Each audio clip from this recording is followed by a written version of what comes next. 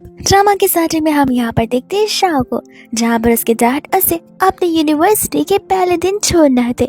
शाह यहाँ पर इस यूनिवर्सिटी को देखकर एकदम mesmerized हो जाती है बिकॉज सब बहुत ह्यूज होता है एंड वो चल पड़ती है अपनी न्यू जर्नी के लिए, जहाँ पर उसे उसकी मॉम का कॉल भी आता है एंड उसकी मॉम यहाँ पर उसे ऑल द बेस्ट बोल रही होती है। शाह बोलते कि आप फिक्र मत कीजिए, देखना मैं यहाँ पर आप दोनों का नाम कितना रोशन करती हूँ। वही दूसरे यहाँ पर स्कूल में पढ़ते हुए उसे यहाँ पर एंटायर 1 ईयर खत्म हो जाते हैं, जहाँ पर इस 1 ईयर में शाह ने बहुत कुछ हासिल कर लिया था। इनफैक्ट वो यहाँ पर स्टूडेंट ऑफ द ईयर भी बन गई थी। सभी लोग उसकी तारीफ कर रहे होते। शाह स्टेज पर जाकर अपना स्पीच देती और अपनी लाइफ का मेन गोल उन सभी को बता रही होती है। एंड हम यहाँ पर एक और स्टूडेंट को नोटिस करते जो कि सिर्फ शाह पर पर्सनली ध्यान दे रहा था। इतने में यहाँ पर शाह को एक बुके भी मिलता है उसके सीनियर की तरफ से, जो कि उसी स्टूडेंट ने उसे दिया हुआ था, जिसके बारे में शाह को नहीं पता होता है। उसी के साथ साथ हम यहाँ पर देखते कुछ ऐसी लड़कियों को जहाँ पर किसी और की तरफदारी उनसे देख ही नहीं जाती, एंड वो होता है शीन और उनका ग्रुप, जहाँ पर वो लोगों को समझ आ रहा था कि शाह के आने की वजह से यहाँ पर शीन की पॉपुलैरिटी एकदम डाउन हो चुकी है। इनफैक्ट सभी लोग यहाँ पर शाह को स्कूल का बेस्ट गर्ल और ब्यूटीफुल गर्ल मानना शुरू कर दिए, विच मीन्स अब शीन की और उसके ग्रुप की कहीं पर नहीं चलेगी। इसलिए वो लोग ठान लेते कि अभी तो इसे आए हुए बस 1 साल ही हुए हैं, आगे के यूनिवर्सिटी के साल ये खुद ब खुद ड्रॉप आउट ले लेगी, जिसके बाद में यहाँ पर बेचारी की लाइफ में एकदम टर्न एंड ट्विस्ट आ जाते हैं, जहाँ पर उसे बहुत बुली किया जाता है, इतना कि हम यहाँ पर शाह को उसकी प्रेजेंट लाइफ में देखते हैं और ये लाइफ में भी यहाँ पर उसकी एंटायर लाइफ उस एक इंसिडेंट की वजह से कम्प्लीटली बदल चुकी थी। तब यहाँ पर शाह को उसके स्क्रिप्ट राइटर का कॉल आता है, जो कि उसे एक्चुअल में बॉस होती है। यहाँ पर वो उसे थैंक यू बोल रही थी बिकॉज शुरुआत से यहाँ पर शाह उसके लिए काम करती आ रही है, जहाँ पर शाह उसके लिए स्क्रिप्ट लिखती है और उन्हें स्क्रिप्ट्स की मदद से आज यहाँ पर उसे इतनी तरक्की मिली हुई है।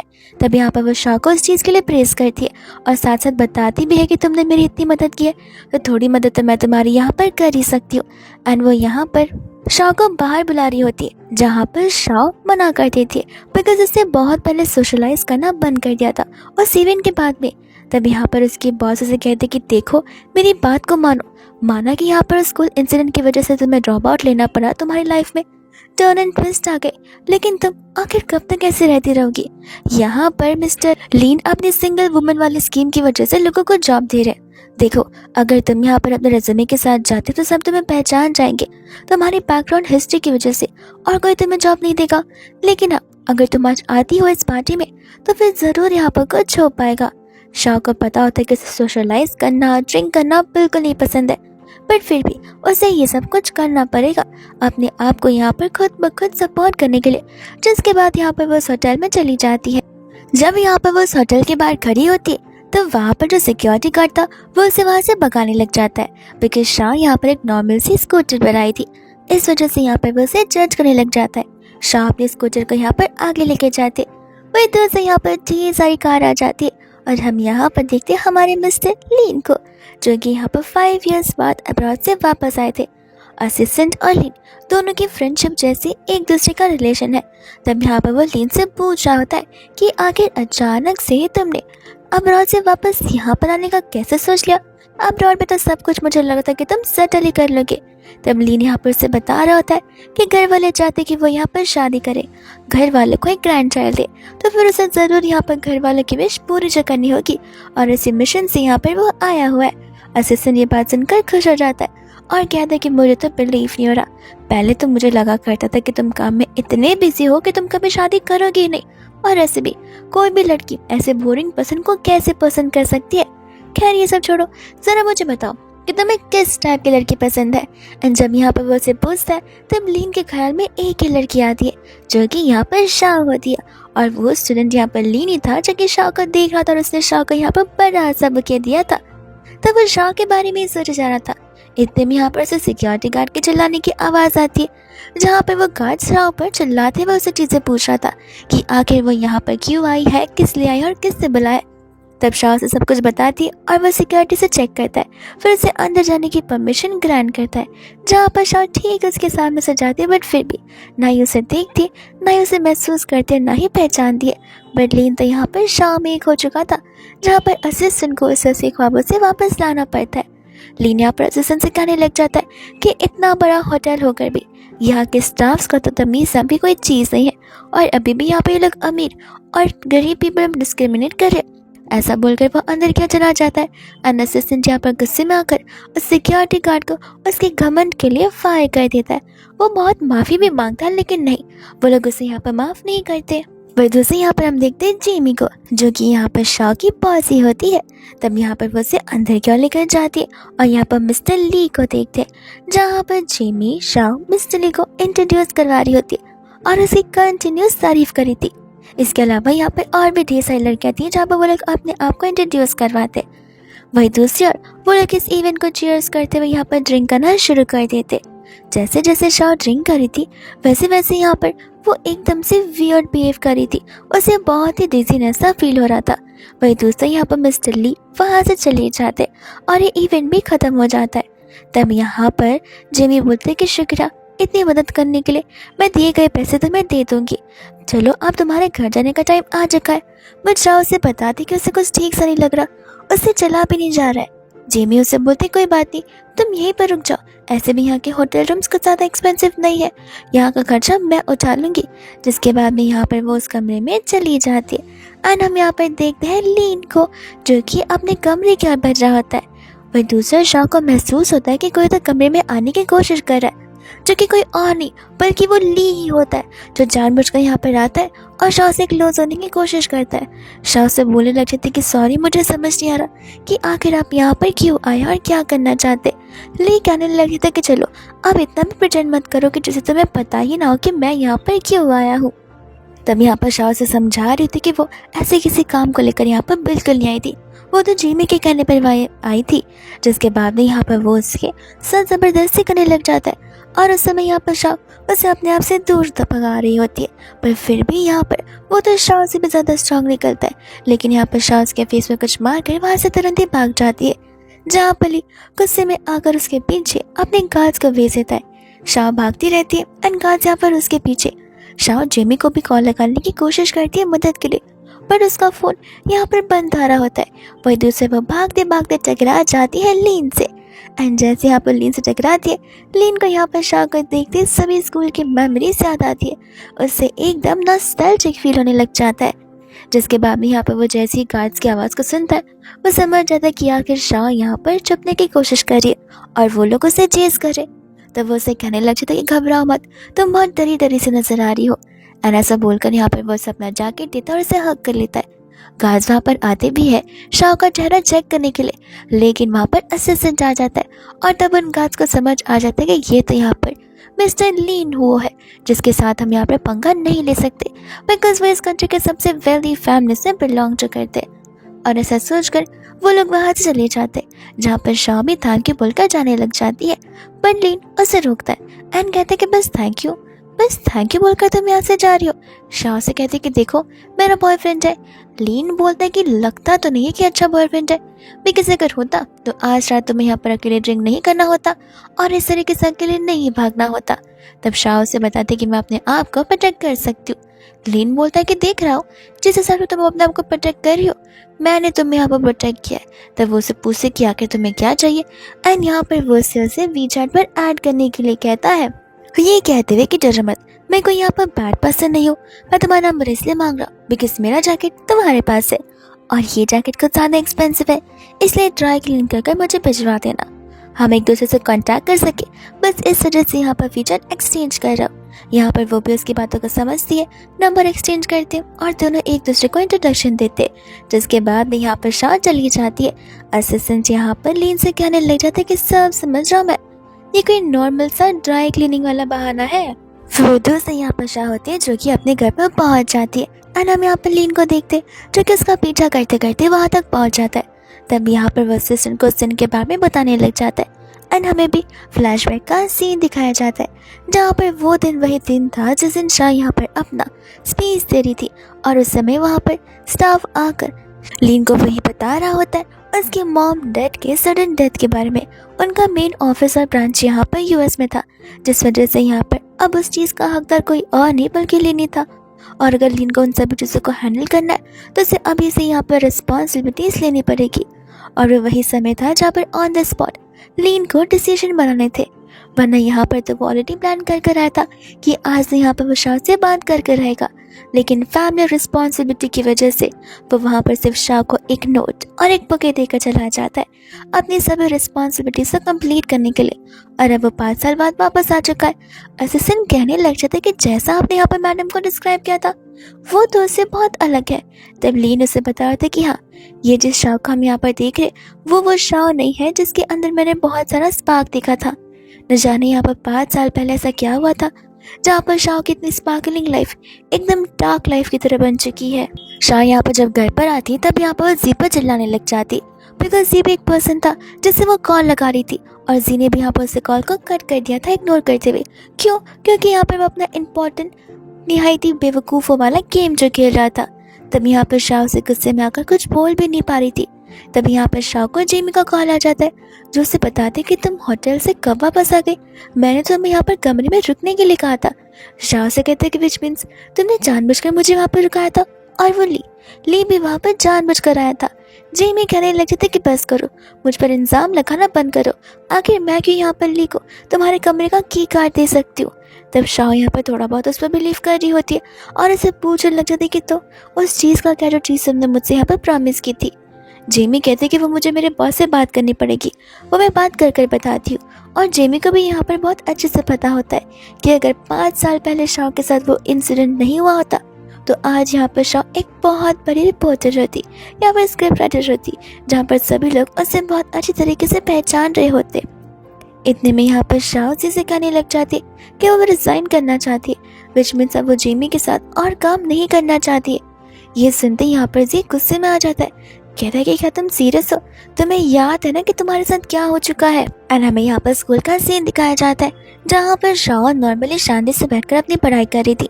उस समय यहाँ पर शीन आ जाती है अपनी चमचे के साथ में एंड सभी से पूछने लग जाती कि क्या किसी ने मेरे यहाँ पर ब्रेसलेट को देखा है, वो बहुत महंगा था। और उसमें से उसकी एक फ्रेंड बताने लग जाती क्या मैंने तो वो कुछ समय पहले यहाँ पर शाह के हाथ में देखा था। शाह से कहते कि देखो बकवास मत करना बंद करो, मेरे पास यहाँ पर टाइम नहीं है तुम्हारे साथ बेफिजूल की बातें करने का। जहाँ पर कुछ लोग भी शाह की बातों में बिलीव कर रहे थे कि आखिर यहाँ पर शाह उस चीज़ को चोरी क्यों ही करेगी। तब यहाँ पर शीन शाह को टॉन्ट मारने लग जाती है। शाह से बोलते कि देखो जो करना है कर लो, मुझे पता है कि वो चीज़ की चोरी मैंने नहीं की, और ऐसे भी तुम्हारा ब्रेसलेट लेकर मैं क्या ही कर सकती हूँ। जिसके बाद में यहाँ पर उसके फ्रेंड्स उसका बैग चेक करने लग जाते विदाउट शाह की परमिशन, और शाह नहीं चाहती थी कि कोई भी उसका बैग टच करे बिकॉज उसके बैग में यहाँ पर कुछ पर्सनल चीज़ें भी रखी हुई थी, जिसमें से कुछ पर्सनल चीज़ों में से यहाँ पर एक स्लीपर बाहर निकलता है, एक नॉर्मल सा चप्पल, जिसे देखकर यहाँ पर शीन उसका मजाक बनाने लग जाती है कि आखिर कोई चप्पल यहाँ पर ऐसे कैसे अंदर रख सकता है, वो भी बैग के अंदर। तब शाह से बताते कि देखो वो मेरे मॉम डैड की दी हुई चप्पल, तो फिर उसके साथ मिसप्लेस मत करो। तब यहाँ पर शीन हंसने लग जाती है, कहती कि ऐसे चप्पल कौन पहनता है, ऐसे चप्पल तो मैं तो यहाँ पर वॉशरूम में तक ना पहन के जाऊँ। मेरे चप्पलों को देख रही हो, लिमिटेड एडिशन वाले शनेल के हील्स है, न जाने यहाँ पर तुम कैसी लाइफ जी रही रहोगी। सभी लोग यहाँ पर उसके उस हील को देखकर इम्प्रेस हो जाते और शाह को अच्छा नहीं लगता कि यहाँ पर वो छोटे बड़े में कंपैरिजन करिए। वो उसे कहते कि देखो मैं यहाँ पर विलेज से आई हूँ, मुझे इन फैशनेबल चीज़ों का कोई नॉलेज नहीं है, और जस्ट बिकॉज मुझे नॉलेज नहीं है इसका मतलब ये नहीं कि तुम मुझे यहाँ पर इस तरीके से ट्रीट कर सकती हो। वही दूसरी यहाँ पर शीन की फ्रेंड होती है जिसके हाथ में वो ब्रेसलेट आ जाता है और वो सभी को दिखाने लग जाती है कि किस तरीके से शाह ने यहाँ पर इस ब्रेसलेट की चोरी की है, और एक तो वो गरीब भी है। तब यहाँ पर शीन उसे पकड़कर मारने लग जाती है और तब शाह बेचारी कुछ कर भी नहीं पाती। इतने में वहाँ पर प्रोफेसर आ जाते हैं जहाँ पर शीन घबराने लगती है और प्रोफेसर यहाँ पर शाह को अपने स्टाफ रूम में बुला लेते हैं। जब यहाँ पर वो जाती है स्टाफ रूम में तब उसे लगा था कि यहाँ पर प्रोफेसर उसकी मदद करेंगे, उसकी बातों को समझेंगे, और प्रोफेसर उसकी मदद करने के तो रेडी थे, लेकिन यहाँ पर उसके बदले में वो कुछ ज़्यादा एक्सपेक्ट कर रहे थे शाह से। शाह से कहने लग जाते कि आप एक प्रोफेसर हैं और आप ऐसी बातें करें, पर प्रोफेसर को इन चीज़ों का कोई फ़र्क नहीं पड़ता। शाह कहने भी लग जाते कि फ़िलहाल जो कुछ भी हो उन सभी चीज़ों की कंप्लेंट मैं कर रहूँगी।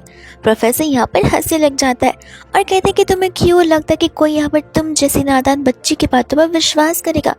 अभी भी टाइम है, जो कह रहा वो कर लो, वही यहाँ पर मैं तुम्हारी साइड रहूँगा, तुम्हारी मदद करूँगा। जिस चीज़ के लिए यहाँ पर शाह मना करते हैं यहाँ पर उसे मार देती है और वहाँ से भागने लग जाती है। जिसके बाद यहाँ पर वो दिन शाह का आखिरी दिन होता है स्कूल में।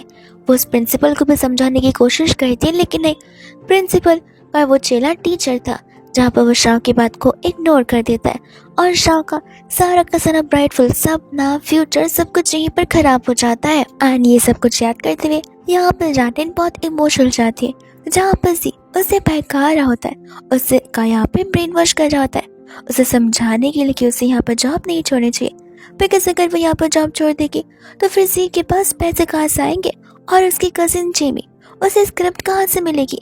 जी उसे कहने लग जाता है कि देखो, भूलो मत कि तुमने मुझसे वादा किया था कि तुम मेरी मदद करोगी, हम दोनों मिलकर यहाँ पर पैसे अर्न करेंगे।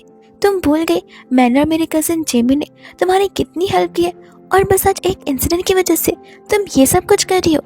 इतने में यहाँ पर शाह को जेमी का कॉल आ जाता है, जो कि यहाँ पर से बता रही होती है कि होटल के सभी सीसीटीवी फुटेजेस ब्रेक डाउन हो चुके हैं, जहाँ पर कोई भी एविडेंस कैप्चर कर पाना मुश्किल है।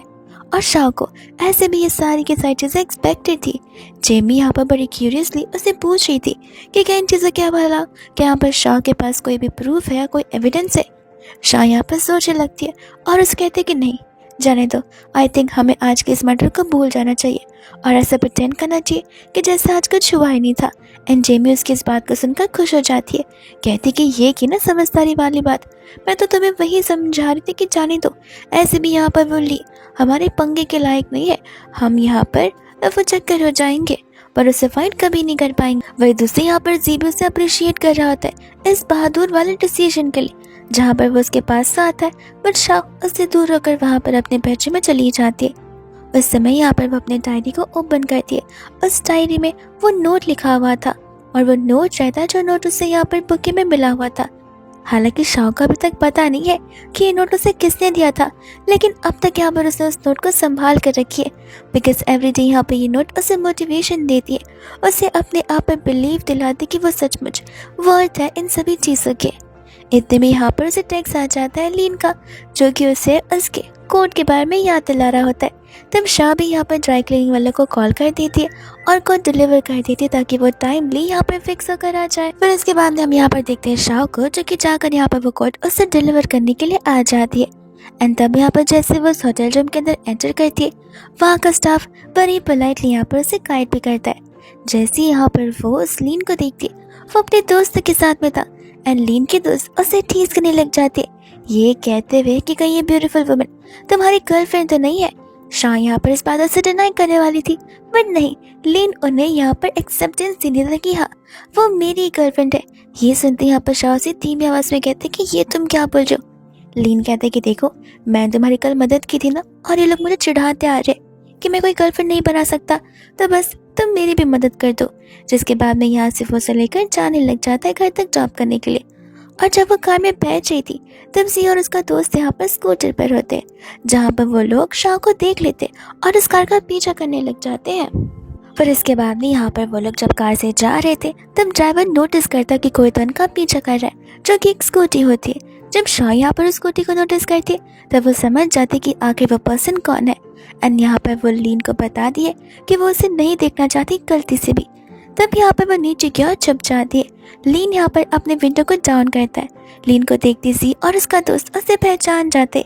एंड लीन यहाँ पर सी को वार्निंग दे रहा था कि मेरे लग्जरियस कार के आसपास ही अपने स्कूटी को लाना मत, एक हल्की सी खरोच और लाइफ टाइम डेब्ट तुम्हारे ऊपर आ जाएगा। ऐसा बोलकर यहाँ से वो कार आगे चली जाती है।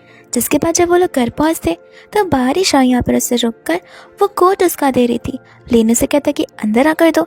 एंड जब वो अंदर आती है, तब यहाँ पर वो ह्यूज लाइब्रेरी को देखती है, जिसमें यहाँ पर ढेर सारे बुक्स थे, और ऐसे भी बुक्स जो कि एकदम रेड डॉक्यूमेंट्स है, जो शाह को पढ़ने थे, बट वो रेयर है इस वजह से मिल नहीं पाते। इस चीज़ के लिए यहाँ पर वो लीन का परमिशन लेती है। लीन उसे यहाँ पर परमिशन ग्रांट कर देता है, बट शाह का हाथ तो वहाँ तक पहुँच ही नहीं रहा था, और उस समय यहाँ पर वो उसकी हेल्प करता है, जहाँ पर इन दोनों की क्लोजनेस बहुत बढ़ जाती है। शाह यहाँ पर टॉपिक को डाइवर्ट करते हुए उसे थैंक यू बोलती है उस बुक के लिए। एंड लीन यहाँ पर उसे पूछने लग जाता है कि जरा मुझे एक बात बताना, मैं तुम्हें ये डॉक्यूमेंट तब पढ़ने दूंगा अगर तुम मेरे 3 सवालों का जवाब दोगी तो। पहला, कि क्या तुम सचमुच यहाँ पर एक होस्ट रिपोर्टर बनना चाहती हो, और अगर हाँ तो फिर तुम नॉर्मल से स्क्रिप्ट राइटर क्यों हो। सेकेंड क्वेश्चन, आखिर तुम्हारा बॉयफ्रेंड ऐसा क्यों है क्योंकि तुम तुम्हारे बॉयफ्रेंड से एकदम अलग हो। तुम यहाँ पर सबसे बेस्ट डिजर्व करती हो, तो ऐसा बॉयफ्रेंड चुनने की क्या ही जरूरत थी। और थर्ड क्वेश्चन पूछने तक तो यहाँ पर उन दोनों के बीच एक्सीडेंटल किसी हो जाती है। वही दूसरा यहाँ पर बाद में का सीन देखते हैं जहाँ पर शाह होती है उस ऑफिस में, बिकॉज जेमी ने यहाँ पर उसे बुलाया था वर्क अपॉर्चुनिटी के नाम से। उस समय यहाँ पर हम देखते हैं जहाँ पर वो लोग ब्रांच ऑफिस में थे एंड यहाँ पर लीन ने इस पूरे के एंटायर कंपनी के ऊपर अपना ओनरशिप डाल दिया था, यानी कि उसने यहाँ पर इस कंपनी को परचेज किया था। तब यहाँ पर वो चला तो जाता है उस रीजनल ऑफिस डिस्ट्रिक्ट में, लेकिन फिर उसे पता चलता है कि जिसमें यहाँ पर शाह गई हुई है वो ब्रांच ऑफिस है। वही दूसरा यहाँ पर देखते शाह को जहाँ पर वो लोग उसे लॉक करके रखे हुए थे, बिकॉज अब यहाँ पर वो ली नाम का इंसान आने वाला था जो कि यहाँ पर शाह से रिवेंज लेना चाहता था। और इस चीज के अंदर यहाँ पर जेमी, उसके दोनों चेले, ली, यहाँ पर उसका असिस्टेंट, वो सभी लोग मिले जुले थे। शाह तो यहाँ पर विंडो से कूदने भी वाली थी, लेकिन वो ऐसा नहीं करती है। उसी समय वो लोग यहाँ पर उसे उसी रूम के अंदर बंद कर वहां से चले जाते। ली तो यहाँ पर बहुत एक्साइटेड था शाह से मिलने के लिए, पर जैसे वो लोग दरवाजा खोलते वो लोग यहाँ पर लीन को देखते और वो लोग उसे पहचानते नहीं थे। तभी यहाँ पर वो लोग शाह कर जोर से बुलाने लग जाते। असिस्टेंट शाह को वहाँ पर शांति से बैठने के लिए कहता है एंड बोलता है कि फिक्र मत करो, सब कुछ यहाँ पर हैंडल हो जाएगा। जिसके बाद में यहाँ पर वो अपना इंट्रोडक्शन देते और सभी लोग चुपचाप आकर उसके बाजू में बैठ जाते, बिकॉज उन्हें पता था कि आज उनके न्यू बॉस हायर हुए हैं, विच मीन्स उनका एक न्यू बॉस है जिन्होंने अब कंपनी की ओनरशिप ले ली है। बट वो यहाँ पर ब्रांच ऑफिस में आएंगे, इस बात का आइडिया उन्हें यहाँ पर जरा सा भी नहीं था। तब इतने में बातें करते करते यहाँ पर सामने से ली शाह वाला टॉपिक निकाल ही देता है और अब इन चारों में यहाँ पर आपस में झगड़ा होना शुरू हो जाता है, जहाँ पर चारों के चारों सिर्फ और सिर्फ एक दूसरे पर इल्जाम लगा रहे होते हैं। तीनों मिलकर ली को कहते और ली एक एक कर उन सभी की पोल खोलता जाता है। तभी यहाँ पर वो से कहता है कि तुम लोग फिक्र मत करो, तुम्हें यहाँ पर तुम्हारी सजा जरूर मिलकर रहेगी, अब तुम यहाँ से जा सकते हो। वो चारों वहाँ से शांति से चले तो जाते, ये सोचते हुए कि मिस्टर ली ने कुछ किया नहीं, पर उन्हें पता होता है कि किसी तूफान के आने के पहले की शांति है। इतने में यहाँ पर आ जाती है ली की वाइफ, जो आते ही यहाँ पर उसे वो रिकॉर्डिंग सुना रही होती है और वो उसका कान खींच से बता रही थी कि चलो मैं तो तुम्हें यहाँ पर मैरिज ब्यूरो में डिवोर्स देते टाइम बताऊंगी, अब एलिमनी के नाम पर तुम्हें इतना हड़पूंगी कि तुम्हारे पास यहाँ पर भीख मांगने के लिए भी पैसे नहीं बचेंगे। और इस तरीके से तो यहाँ पर बेचारे की सेटिंग लग ही जाती है। अब बचे होते बाकी के तीन लोग। जेमी को यहाँ पर वर्क डायरेक्टर स्टेशन की तरफ से कॉल आ जाता है, वो खुश हो जाती है बिकॉज नॉर्मली यहाँ पर वो किसी को कॉल नहीं करते, और यहाँ पर वो उसे गुड न्यूज़ बता रहे होते कि जिमी के साथ साथ उसके दो चेले हैं, वो तीनों के तीनों को इस कंपनी से हमेशा के लिए फायर किया जा रहा है, जो कि उनके लिए बहुत बड़ी बैड न्यूज़ होती है। ये सुनते उन तीनों के पैरों से ज़मीन खिसक जाती है। और वही दूसरी यहाँ पर शाह थी जो कि लीन का थैंक यू बोल रही होती है उसे सेव करने के लिए। वही दूसरी यहाँ पर उसे रियलाइज होता है कि एटलीस्ट 2 बार तो कम से कम यहाँ पर लीन ने उसे सेव किया है। तभी यहाँ पर वो उसे समझाने लग जाते कि आखिर उसके साथ ही हमेशा ऐसा क्यों होता आ रहा है, बिकॉज यहाँ पर ना उसके पास पैसे और वो पैसा से हमेशा पावर आती है। और यहाँ पर वो सारी चीज़ें बोलना शुरू करती है, जहाँ पर लीन उसके मिसअंडरस्टैंडिंग को दूर कर रहा था कि ज़रूरी नहीं कि तुम्हारे पास भी पैसे हो तभी तुम्हारे पास पावर आ जाए। ऐसे भी तुम उस पर्सन के साथ भी जा सकती हो जिस पर्सन के साथ यहाँ पर पावर है, तुम उसका यूज़ कर सकती हो अपने आप के पास पावर लाने के लिए, और उस चीज़ की मदद से यहाँ पर तुम अपने आप को आगे बढ़ा सकती हो, उन लोगों से रिवेंज ले सकती हो। शाह भी यहाँ पर समझ जाते कि आखिर वो क्या बोलना चाह रहा है। इतने में यहाँ पर शाह को जेमी का कॉल आ रहा होता है, जहाँ पर वो उसे कहते कि मुझे जाना पड़ेगा, पर लीन उसे जाने नहीं देता एंड दोनों यहाँ पर सेम सोफा पर होते हैं। जिस समय यहाँ पर लीन उसे कहता कि देखो तुम मुझे यहाँ पर as a powerful person use कर सकती हो, मुझे यहाँ पर कोई भी टेंशन या आपत्ति नहीं है। एक बार फिर से यहाँ पर जेमी उसे कॉल लगाती है, जहाँ पर लीन उस कॉल को पिक करके कहता है कि बोलो क्या हुआ, कुछ इमरजेंसी काम है तो मुझे बताओ, मैं कर देता हूँ। जेमी माफ़ी मांगते हुए यहाँ पर कॉल तुरंत ही कट कर देती है जैसे वह लीन की आवाज़ सुनती है। वह दूसरी यहाँ पर शाह और लीन को मना कर देती है, उसे ये बताते हुए कि मेरा बॉयफ्रेंड है। लीन बोलता है कि आगे कितनी बार सेम चीज़ बताओगी, मुझे यहाँ पर कोई भूलने की बीमारी नहीं है। आई नो तुमने बताया कि तुम्हारा बॉयफ्रेंड है, लेकिन क्या वो सचमुच तुम्हारी फिक्र करता है? तुम इतनी बार मुसीबत में आई हो लेकिन मैंने आज तक उसे नहीं देखा तुम्हें बचाते हुए। शाह वहाँ से चली जाती है। असिस्टेंट आकर लीन से पूछने लग जाते कि अब क्या हुआ, तो वो उसे बता रहा था कि कुछ नहीं, बस वो जा रही है अपने बॉयफ्रेंड के यहाँ पे। असिस्टेंट कहने लग जाते कि क्या इतना सब कुछ होने के बाद भी अभी भी यहाँ पर मैडम की नज़रों में तुम हीरो नहीं बने हो लगता है। लेन उसे कहने लगा था कोई बात नहीं, मैं और भी ज़्यादा वेट कर सकता हूँ और लाइफ टाइम के लिए सिंगल ज़रूर रह सकता हूँ। जिसके बाद में यहाँ पर वह असिस्टेंट को उसके बॉयफ्रेंड के बारे में इन्फॉर्मेशन निकालने के लिए कह देता है। शाह जब यहाँ पर घर पर आती है तब जी उसे कहने लग जाती है कि अच्छी बात है, तुम यहाँ पर मिस्टर ली से माफ़ी मांग कर आ रही हो ना। शाह उसे बताती कि नहीं, और तब यहाँ पर जी उस पर गुस्सा करने लग जाता है कि बेवकूफ़ हो क्या, तुम्हें पता नहीं कि तुम्हारी माफ़ी मांगने पर हमें यहाँ पर कितने ज़्यादा पैसे मिल रहे थे। शाह से कहने लग जाती कि लगता है यहाँ पर पैसे के अलावा तुम्हें किसी और चीज़ पर फोकस करना ही नहीं है, तुम्हें मेरी हालत के बारे में कुछ जानना ही नहीं है। जी यहाँ पर से कहने लग जाते कि अच्छा तो तुम अभी यहाँ पर इमोशनल ड्रामा कर रही हो। शाह से कहते कि जाने दो, मुझे यहाँ पर अंदर जाकर रेस्ट करना है, और वह यहाँ पर अपने बेडरूम में चली जाती है। वही दूर से यहाँ पर जी को आ जाता है लोन शाह का टेक्स्ट, जो उसे कह रहे होते कि सर पैसे कब लौटाने वाले हो या फिर अपने ऑर्गन सेल करने वाले हो।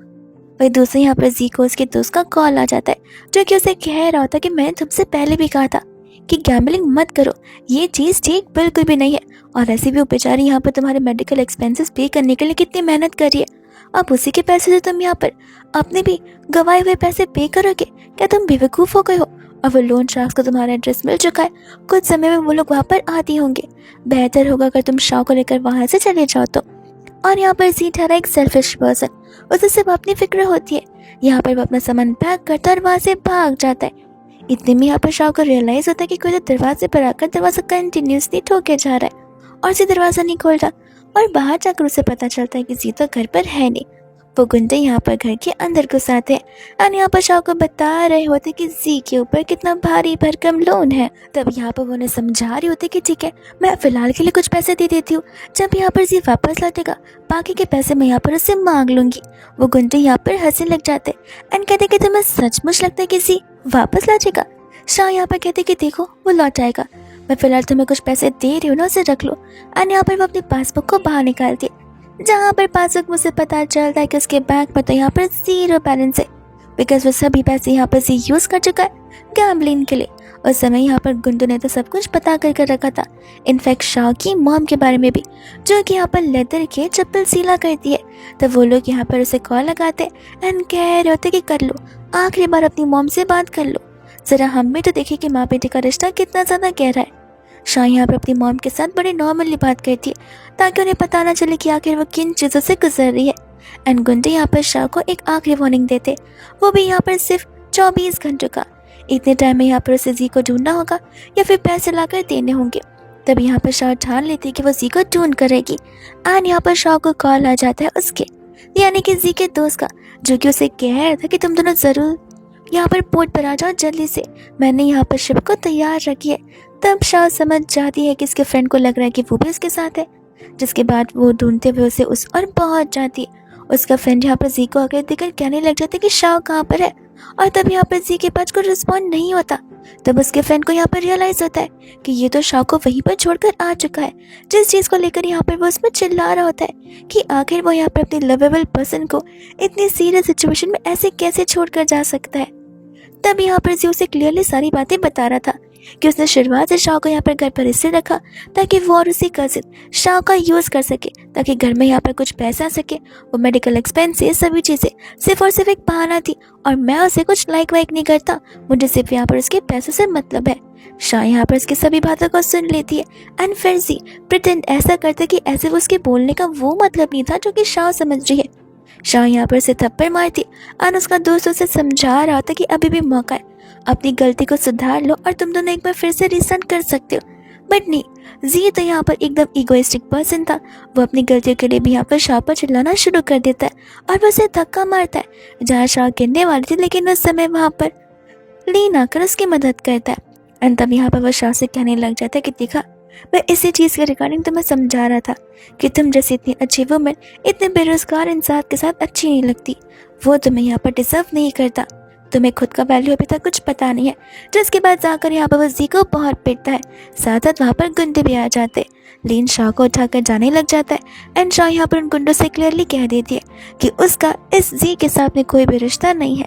एंड फिर लीन यहाँ से उसे लेकर चला जाता है अपने घर पर। वही दूर से यहाँ पर वो उसके लिए पानी लेकर आ जाता है एंड यहाँ पर वो शाह को सीधा शादी करने के लिए बोल देता है। शाह को बिलीव नहीं था कि इतना बड़ा पर्सन उसके साथ शादी करना चाहता है। तब वो उसे कहते कि देखो, मुझे यहाँ पर मजाक नहीं पसंद है। लेकिन उसे कहते कि नहीं, मैं कोई मजाक नहीं कर रहा हूँ, मैं तुम्हें पसंद करता हूँ एंड तुम्हारे साथ शादी करना चाहता हूँ, और इस चीज़ में मैं यहाँ पर तुमसे कोई ज़बरदस्ती बिल्कुल नहीं करना चाहता। शाह उसे बताने लग जाती कि लेकिन मेरा पास्ट है, और जी उसे क्लियरली कह देता है कि शाह के पास से उसे कुछ फ़र्क नहीं पड़ता, और अगर जो भी पास्ट होगा वो उस चीज़ को लेकर उसे ज़रूर सपोर्ट करेगा। इस चीज़ से यहाँ पर शाह को याद आता है कि किस तरीके से उसने कितने लोगों को समझाने की कोशिश की कि उसकी गलती नहीं है, पर आज तक न किसी ने उसकी बात मानी और न किसी ने उसे सपोर्ट किया। बट यहाँ पर लीन डिफरेंटली बात कर रहा था। लीन उसे कहने लग रही थी कि देखो, जल्दबाजी में मत सोचो, तुम आराम से अपना टाइम दो।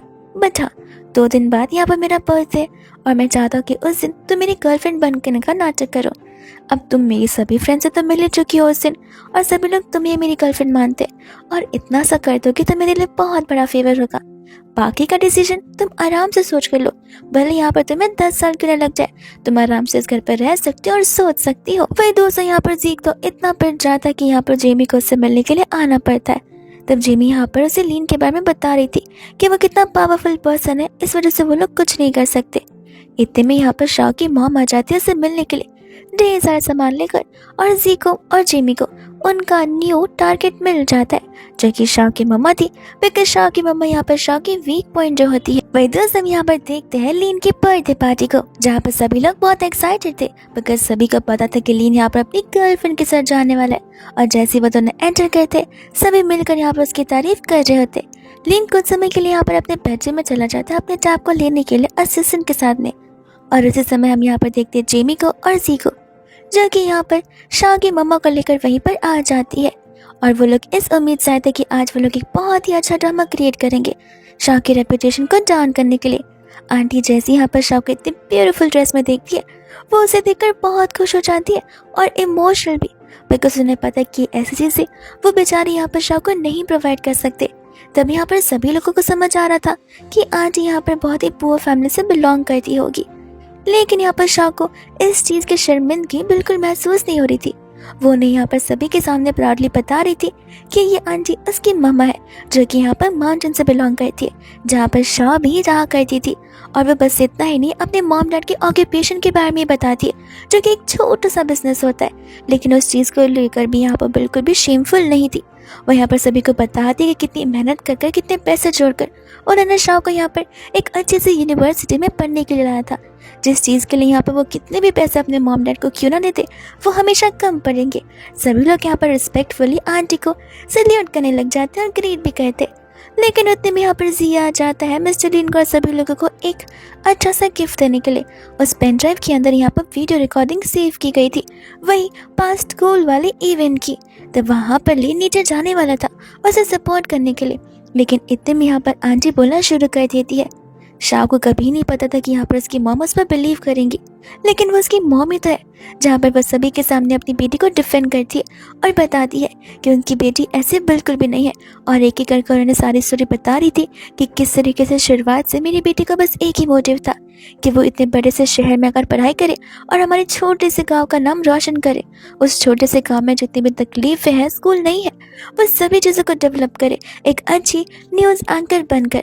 सभी लोग यहाँ पर उसकी बातों को सुनकर बड़े इमोशनल हो जाते हैं और आंटी यहाँ पर बेहोश हो जाती है शॉक की वजह से, जिसके बाद लीन तुरंत ही दौड़ कर आता है। वो लोग आंटी को लेकर हॉस्पिटल में जाते। तब डॉक्टर यहाँ पर बताते हैं कि आंटी यहाँ पर वेजिटेटिव स्टेट में, यानी कि उनका उठ पाना थोड़ा मुश्किल है, और शाह इस टेंशन के बारे में बेहोश हो जाती है।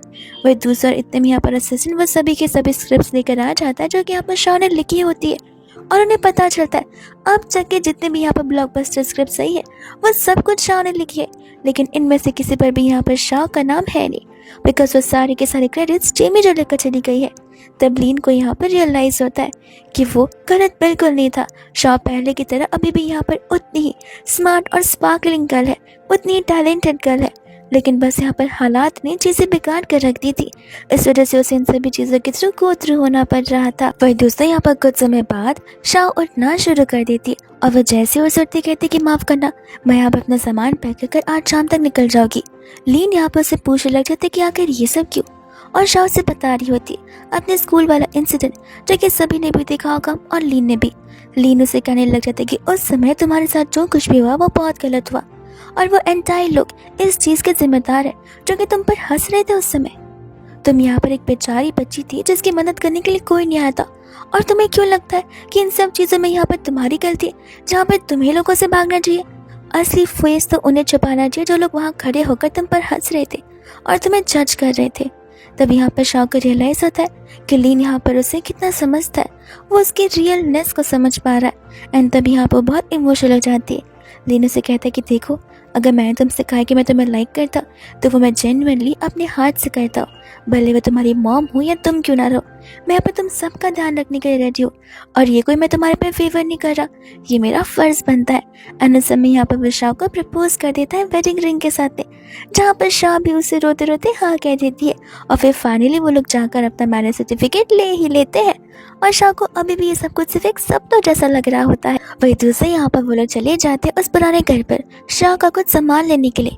तब लीन यहाँ पर उससे पूछता कि क्या तुम्हें यहाँ पर तुम्हारे एक्स बॉयफ्रेंड की याद आ रही है? शाओ कहती कि नहीं, मेरा कुछ इंपॉर्टेंट सामान है जो कि मुझे लेना है। एंड वो होता है वही नोटबुक जिसके अंदर यहाँ पर लीन का लिखा हुआ नोट था। जैसे ही वहाँ पर लीन आता है, शाओ उस चीज को छिपा देती है। लीन कहते कि ओह, तो ये नोटबुक तुम्हारे लिए बहुत प्रीशियस है। शाओ कहते कि नहीं, इस नोटबुक के अंदर रखी हुई चीज है। और यहाँ पर लीन समझ जाता है कि फिलहाल शाओ से वो चीज दिखाना नहीं चाहती, पर वो अपने आप को समझाता है कि भले वो हिडन चीज कोई भी क्यों ना हो, फिलहाल यहाँ पर शाओ मेरी है। जिसके बाद हम यहाँ पर देखते हैं वो लोग जाने लगते। लेकिन तब तक सी और जेमी वहाँ पर आ गए थे, तो शाओ और लीन भी उस कमरे के अंदर अपने आप को लॉक कर लेते। जेमी और जी मिलकर तो यहाँ पर शाओ और उसकी मॉम की बुराई कर रहे होते और साथ साथ ये भी कह रहे थे कि लीन को तब यहाँ पर शाओ की सच्चाई पता चल गई होगी, जहाँ पर लीन ऐसे वुमन को एक्सेप्ट नहीं करेगा। और लीन यहाँ पर शाओ से कह रहे थे कि देखा, मैंने उन्हें गलत प्रूव कर दिया। एंड यहाँ पर वो शाओ से कह रहे थे कि तुम बहुत ही इनोसेंट लड़की हो, मुझे पता है कि तुम्हारी डिक्शनरी में रिवेंज नाम की कोई चीज़ होगी नहीं, लेकिन मैं तुम्हें बताना चाहता हूँ कि ऐसे लोगों को सज़ा देना बहुत ज़्यादा इंपॉर्टेंट है। भगवान तो उन्हें सज़ा देगा ही, लेकिन हमारे के लिए हमें भी उन्हें सज़ा देनी पड़ेगी। और मैं ये सब कुछ यहाँ पर तुम्हारी परमिशन से करना चाहता हूँ, अगर तुम चाहो तो। अगर तुम नहीं चाहती हो तो मैंने लेट को भी कर दूंगा। वही दिल से यहाँ पे इन दोनों की क्लोजनेस कुछ ज़्यादा ही बढ़ जाती है। जी को और जेमी को लगता है कि ज़रूर कोई कमरे में होगा, तो वो लोग कमरे में चेक करते, बट वहाँ पर बस एक कैट होती है, तो वो लोग कमरे को वापस से बंद कर देते। लेकिन असल में वो दोनों तो यहाँ पर उस डोर के पीछे छुपे हुए थे। जिसके बाद यहाँ पर लीन उसे कह रहा होता कि देखो, जस्ट बिकॉज यहाँ पर जल्दबाजी में शादी हुई है डजंट मीन कि तुम्हें अपने आप पर यहाँ पर इतना प्रेशर डालना है। तुम्हारे पास अभी भी एकदम लंबा टाइम है, तुम्हें जो करना है तुम करो, तुम्हें जो जी तुम मुझे बताओ, तुम इंडिपेंडेंट होकर रहो, ना कि किसी डर कर। फिर वही दोस्त हम यहाँ पर देखते हैं लीन को और शाओ को, जो कि चले जाते हैं यहाँ पर शाओ की मम्मा से मिलने के लिए। एंड तब यहाँ पर शाओ की मम्मा ने उनके लिए ढेर सारी चीजें प्रिपेयर कर रखी हुई थी, जो लीन यहाँ पर उस चीज़ को ले लेता है और बड़े ही प्राउडली एक्सेप्ट करता है एज ए गिफ्ट एक मॉम की तरफ से।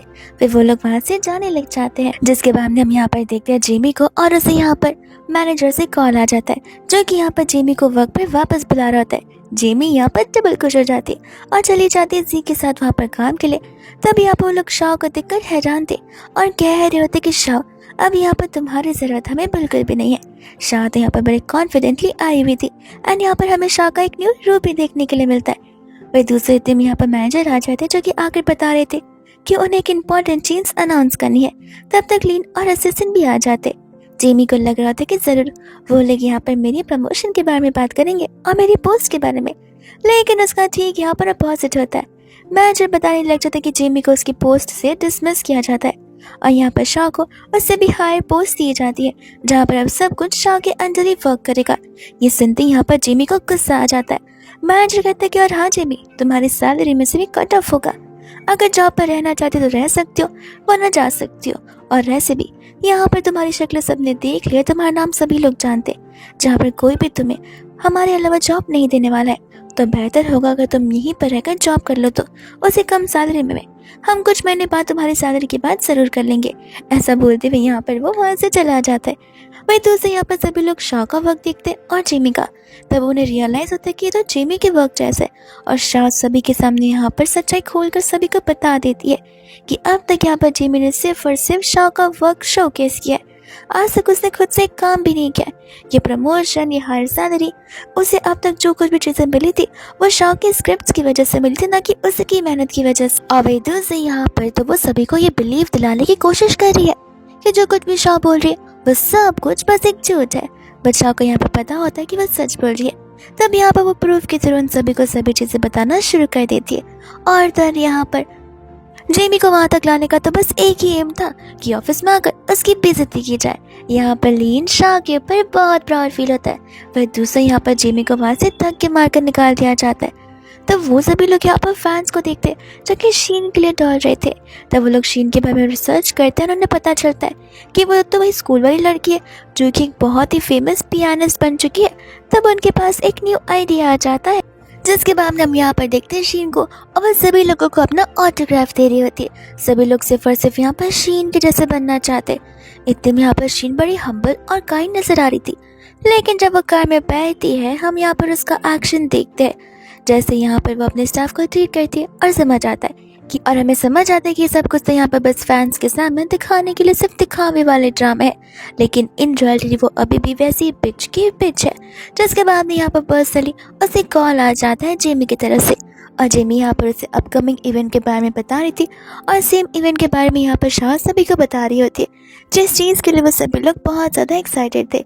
शाह यहाँ पर चली जाती है अपनी मॉम से मिलने के लिए एंड असिस्टेंट यहाँ पर लीन से पूछ रहा होता है कि आपको नहीं लगता कि मैडम अभी अभी आई है और अगर वो इतना बड़ा इवेंट हेल्ड करेंगी तो फिर यहाँ पर उनके ट्यूमर पर इम्पैक्ट कर सकता है।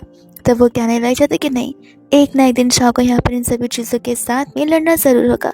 जल्दी से सही, कोई बात नहीं, मैं यहाँ पर हमेशा उसके साथ खड़ा रहूँगा और वो जितना जल्दी हील हो सके उसके ट्रॉमा से उतना ज़्यादा बेहतर होगा।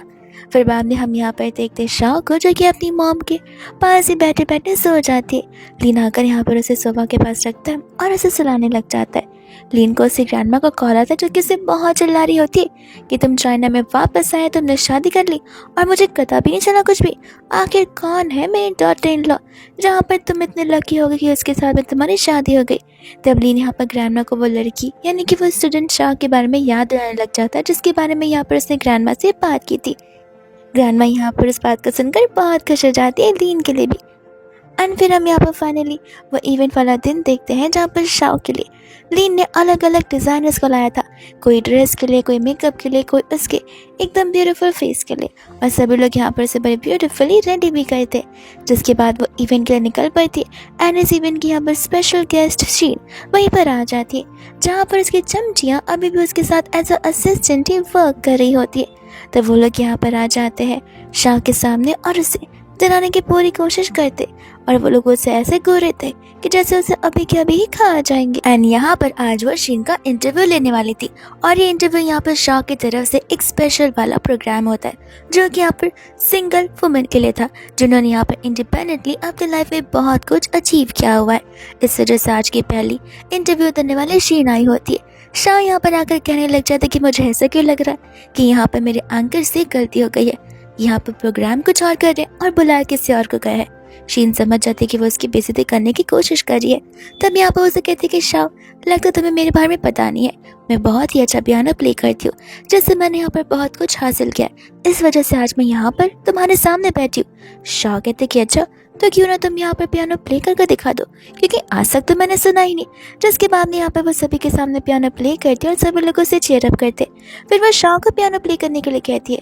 शाह मना करती थी उसे बताते हुए कि उसे पियानो प्ले करना नहीं आता, लेकिन फिर भी वो जाकर एकदम गंदा पियानो प्ले करती है, जहाँ पर सभी लोग शाह को बहुत ही ज़्यादा चिल्ला रहे होते हैं। स्पेशली यहाँ पर इस सभी चीज़ों की शुरुआत की थी शीन की चमचियों ने, जिस वजह से यहाँ पर सभी लोग प्रवोक हो गए थे कि ये कैसी इंटरव्यूअर है जो कि यहाँ पर बेचारे शीन को टारगेट करने की कोशिश कर रही है।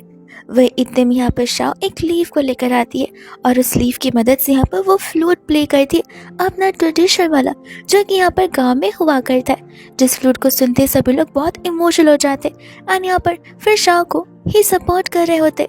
मैनेजर तो यहाँ पर डबल खुश हो जाता है बिकॉज जब शीन यहाँ पर प्ले करी थी तब व्यूज बढ़ रहे थे, लेकिन जैसे यहाँ पर शाह ने फ्लूट प्ले करना शुरू किया वैसे व्यू ने टारगेट स्पॉट से हटकर एक्स्ट्रा व्यूज ला दिए, जिस वजह से अब उनके चैनल का टीआरपी और इस प्रोग्राम का प्रॉफिट मनी एकदम डबल ट्रिपल हो चुका है। उसी बात को लेकर यहाँ पर वो उसे कॉन्ग्रेचुलेट करने के लिए आने वाले थे। तब यहाँ पर शाह उन सभी को समझा रही होती है कि जस्ट बिकॉज मुझे यहाँ पर पियानो प्ले करना नहीं आता इसका मतलब ये नहीं कि आप लोग मुझे जज करेंगे। जस्ट बिकॉज मैंने यहाँ पर एक्सपेंसिव चप्पल नहीं पहने हैं तो इसका मतलब ये नहीं कि आप लोग मुझे जज करेंगे। सभी की सभी चीज़ें यहाँ पर माउंटेन से सिटी आती है। लोग सिटी से माउंटेन जाते रिलैक्स करने के लिए। अगर हम भी वहाँ पर सिटी बसा कर रख दें तो फिर हम में और आप में फ़र्क क्या रह जाएगा। बस डिफरेंस यही है कि वहाँ के लोग पैसे ज़्यादा एक दूसरे का सपोर्ट, एक दूसरे का लव चाहते हैं, और आज यहाँ पर सिटी में सिर्फ लोग पैसे अर्न करना चाहते। ऐसे समझाते हुए यहाँ पर वो उन्हें अपनी साइड की स्टोरी बता रही होती कि किस तरीके से उसके साथ स्कूल में गलत हुआ था। सभी लोग यहाँ पर शाह को चीयर अप करने लग जाते एंड शाह शीन से कहती कि तुम तो बिल्कुल नहीं बदली, तुम वैसी की वैसी बुली हो। अब शीन समझ जाती कि इसके पहले उसकी और बेइज्जती हो, यहाँ से निकल लेना बेहतर होगा, और वह चली जाती है। वही दूर से यहाँ पर मैनेजर शाह को कंग्रेचुलेट कर रहे थे और उसे यहाँ पर अपनी टॉप 1 एम्प्लॉय बना रहे होते। यहाँ पर तो लीन भी शाह के लिए बहुत खुश हो जाता है। फिर इसके बाद में हम यहाँ पर देखते हैं उन दोनों को, जहाँ पर सभी लोग चले जाते हैं अपने क्लब की पार्टी में। शाह को यहाँ पर सभी लोग कंग्रेचुलेट कर रहे थे। शाह रेस्टरूम की ओर जाती है, जहाँ पर जिया का तमाशा करना शुरू कर देता है, उससे माफ़ी मांगना शुरू कर देता है, और ऑफकोर्स ये बात है शाह उसे माफ़ क्यों ही करेगी। तब वो यहाँ पर से ज़बरदस्ती अपने साथ लेकर जाना चाहता था, लेकिन लीन आकर यहाँ पर शाह की मदद करता है और वो लोग घर पर जाते, जहाँ पर दोनों की तो हैप्पी कपल्स वाली लाइफ शुरू हो चुकी थी। इवन मॉर्निंग भी यहाँ पर शाह की एकदम स्वीट किस्से से शुरू होती है। फिर हम यहाँ पर देखते हैं ग्रैंडमा को, जहाँ पर शीन का जो इगोइस्टिक साइड है वो ग्रैंडमा को दिख चुका था, लेकिन यहाँ पर शीन को पता नहीं होता कि आखिर ग्रैंडमा किसी ग्रैंडमा है। वह दूसरे ग्रैंडमा यहाँ पर चली जाती है शाह से मिलने के लिए, जहाँ पर वो उसे देखकर बहुत खुश थी एंड वो उसे अपने बारे में भी बताती है। इतने में यहाँ पर लीन और शाह उसी के कमरे में होते हैं, जहाँ पर लीन को शाह की डायरी मिलती है और वो उसकी परमिशन से उस डायरी को ओपन करके देखना चाहता था। उसे लग रहा था कि शाह ने अपने फर्स्ट लव के बारे में कुछ लिखा होगा, पर नहीं, उसे यहाँ पे वो नोट मिल जाता है, जिसे देखकर यहाँ पर वो मुस्कुराने लगता है। इतने में यहाँ पर वो शाह के क्लोज जाता है एंड यहाँ पर वो उसे उस नोट के बारे में बताने लग जाता है। तब जाकर यहाँ पर शाह को पता चलता है कि लीन और वो दोनों एक दूसरे से तो बहुत पहले से कनेक्टेड है। तब वो उसे यहाँ पर रीज़न पूछने लग जाते कि आखिर उसने कभी शाह को अप्रोच क्यों नहीं किया, और वो उसे फिर उस दिन के बारे में बता रहा होता है। वो दिन उसके लिए बहुत ही क्रूशियल दिन था, उसके मॉम डैड की डेथ होना और इमरजेंसी फ्लाइट से यहाँ पर वापस यूएस जाकर सभी बिजनेसेस को हैंडल करना। वो वही सोच रहा होता है कि मैं वापस से सिर्फ यहाँ पर तुम्हारे लिए लौटा था ताकि मैं यहाँ पर तुम्हारे साथ शादी कर सकूँ। तब वो उसे कहने लग जाती कि अगर ऐसी बातें तो आकर बता देती कि तुम वही पर्सन हो। लीन कहता है कि मुझे क्या सपना आएगा कि तुमने अभी तक मेरी चीज़ संभाल कर रखी होगी, मुझे तो तुम यहाँ पर बोल ही रही हो कि मैं तुम्हें पता भी नहीं था। तो बताओ मैं किस मुँह से यहाँ पर अपने आप को इंट्रोड्यूस करवाता, तुम्हें तो यहाँ पर मैं फिर कोई वियर्ड पर्सन नजर आने लग जाता एंड दोनों के यहाँ पर पता चल जाए कि दोनों डेस्टिनी से एक दूसरे से मिले हुए हैं। फिर उसके बाद में हम यहाँ पर देखते हैं शाह को, जो कि यहाँ पर अपने न्यू लाइव स्ट्रीम के लिए रेडी हो रही थी, और तभी यहाँ पर कुछ सेटअप में प्रॉब्लम आ जाता है। वही दूसरे में यहाँ पर देखते हैं लीन को और असिस्टेंट को, जिन्होंने यहाँ पर उस पर्सन को पकड़ रखा था जो कि यहाँ पर शाह के लाइव स्ट्रीम में प्रॉब्लम करने वाला था। लेकिन यहाँ पर जैसे वो लोग मास्क हटाते समझ जाते कि ये तो कोई और ही पर्सन है, और वो लोग जिसे ढूंढ रहे थे वो वह नहीं है। उसने चकमा देकर वहाँ से वो गायब हो गया। तब उसका शक यहाँ पर चला जाता है शीन की ओर, जिसके बाद में हम यहाँ पर देखते हैं शाह को, जो कि सभी चेकअप कर रही होती है। लीन निकल पड़ता है यहाँ पर उसकी मदद करने के लिए। इतने में यहाँ पर आ जाता है एक पर्सन जिससे मास्क पहना हुआ था, और वह यहाँ पर अपना मास्क हटाता है, और वह पर्सन कोई और नहीं बल्कि यहाँ पर उसके स्कूल का ही प्रोफेसर था, जो कि यहाँ पर उसे जान से मारने के लिए आया था। तब यहाँ पर शाह से लड़ने की कोशिश करते और उतने में वहाँ पर शीन आ जाती है अपनी चमचियों के साथ में, जिसके बाद में शाह को पता चलता है कि यहाँ पर उस प्रोफेसर को बुलाने वाला कोई और नहीं बल्कि शीन खुद ही थी। बिकॉज ये एक ऐसा ऑडिटोरियम है जहाँ पर विदाउट परमिशन कोई अंदर नहीं आ सकता है अनटिल अनलेस कोई स्पेशल गेस्ट आकर हाँ ना बोल दे, विच मीन्स ये सब कुछ यहाँ पर शीन की वजह से हो रहा है। एंड शीन यहाँ पर उस दिन के बारे में सभी को बताने लग जाती है, यानी कि शाह को, कि तुम्हें पता है किस तरीके से मैंने और मेरी फ्रेंड से मिलकर यहाँ पर तुम्हें फंसाया था। वो ब्रेसलेट मेरी फ्रेंड के हाथों में था, हम तो बस यहाँ पर नाटक करते कि ऐसे हम तुम्हारा यहाँ पर बैग चेक कर रहे, और फिर क्या सभी को सचमुच लगने लग गया कि यहाँ पर तुमने ब्रेसलेट को चुराया हुआ है, बिकॉज तुम इतने पुअर फैमिली से बिलोंग जो करती थी। और तुम क्या यहाँ पर मुझे कंपेयर कर रही हो, अगर तुम रिच फैमिली से होती तो तुम भी मेरी तरह ही होती। बस शाह से बताती कि नहीं, वो चाहे यहाँ पर कोई भी फैमिली में क्यों ना बॉर्न हो जाए, शाह हमेशा शाह की तरह रहेगी, एक अच्छी पर्सनैलिटी की तरह, एक अच्छे ह्यूमन बीइंग की तरह। एंड तब यहाँ पर शीन उन सभी को परमिशन दे देती है शाह के ऊपर अटैक करने के लिए। उसी समय वहाँ पर लीन आ जाता है और साथ साथ यहाँ पर पर्दा खुल जाता है, जहाँ पर अब जाकर हमें पता चलता है कि ये सब कुछ लाइव दिखाया जा रहा था। और साथ साथ ऑडियंसेस ने शीन का रियल फेस भी देख लिया होता है। शीन इन सभी लोगों को देखकर यहाँ पर डरने लग जाती है एंड यहाँ पर वो सभी को झूठ बोलने की कोशिश कर रही थी कि वो लोग तो बस यहाँ पर अपने स्क्रिप्ट की प्रैक्टिस कर रहे होते हैं। शाह यहाँ पर ताली बजाने लगते हैं, कहते कि जरा मुझे बताना ये कौन सी स्क्रिप्ट है जहाँ पर इंटरव्यू के टाइम पर हम सभी लोग ऐसी बेहुदा स्क्रिप्ट की प्रैक्टिस कर रहे। तब यहाँ पर शीन सभी लोगों का ब्रेन वॉश करने की कोशिश करती, पर सभी लोगों के सामने उसकी सच्चाई अब आ ही चुकी थी। इतने में वहाँ पर लीन भी आ जाता और साथ साथ ग्रैंडमा भी। फिर हमें पता चलता कि आखिर शाह और ग्रैंडमा मिलकर क्या बातें कर रहे थे। ग्रैंडमा की टकरार ऑलरेडी यहाँ पर शीन के साथ हो चुकी थी और यहाँ पर शाह ने भी ग्रैंडमा को अपने पास्ट के बारे में सब कुछ बता दिया था, बिकॉज वो नहीं चाहती थी कि इस फैमिली से यहाँ पर उसका पास्ट प्रेजेंट फ्यूचर कुछ भी छुप सके, बिकॉज उन्हें सब कुछ जानने का हक बनता है। और तब यहाँ पर ग्रैंडमा को शीन की बात याद आती है और वो लड़की भी, जिसके बाद ये सारी प्लानिंग यहाँ पर ग्रैंडमा और तो और शाह ने मिलकर की थी। इस वजह से यहाँ पर आज ये सब कुछ हो पाया है। वह दूसरे यहाँ पर पुलिस आती है जो कि यहाँ पर शीन को अरेस्ट कर चली जाती है फॉल्स एक्विजिशंस की वजह से और किसी के लाइफ को एंटायरली ख़राब करने की वजह से। साथ साथ यहाँ पर उसके ऊपर ढेर सारे केसेस भी हुए थे कि वो अपने स्टाफ को बुली करती है, लेकिन अपनी पावर की वजह से वो सभी केसेस वापस ले लिए गए थे। लेकिन अब सब कुछ यहाँ पर रीन्यू ओपन होने वाला है। वह दूसरी यहाँ पर शाह थी जो कि अपनी सारी स्टोरी उन्हें बता रही होती है और फाइनली यहाँ पर उसने अपना गोल पूरा ही कर लिया था, जहाँ पर वह चाहती है कि भले वो सिटी में रहे, माउंटेन में रहे या कहीं पर भी रहे, वो मैरिज रहे अनमैरिज रहे, इससे फ़र्क नहीं पड़ता, वो हमेशा एम्पावर्ड ही होती है।